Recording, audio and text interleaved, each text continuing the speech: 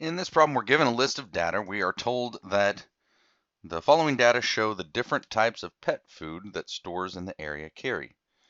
So each one of these is how many types each store carries. There are 29 values in the list ranging from 6 to 12. We're asked to calculate the sample mean and the sample standard deviation to one decimal place using a TI-83 Plus or TI-84 calculator. So I have the TI-83 Plus emulator up. Again, our first step is to enter the data into a list. So click on the Stat button, edit the first choice, and then enter the listed data into list 1. Yeah, you just enter the value, or type the value and then hit enter. It automatically goes on to the next line. I've already entered all of that in here, all 29 values. And if you want to pause, do that, and then come back, please do so. So then we go back to the home screen, then press Stat again, and then instead of the Edit menu, we want the Calc menu. We go to one variable stats, one var stats, that first option. Since we're only dealing with one list, we hit Enter. And then we can see we're asked to round to the nearest one decimal place, so the tenths place.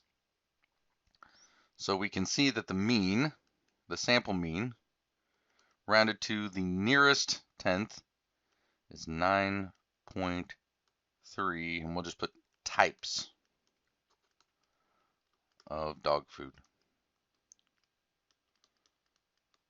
So the average number of dog foods at these stores is 9.3.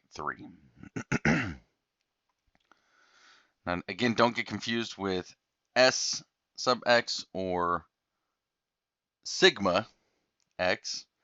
And sigma x is the estimated population standard deviation. We want the sample standard deviation, which is this S sub x.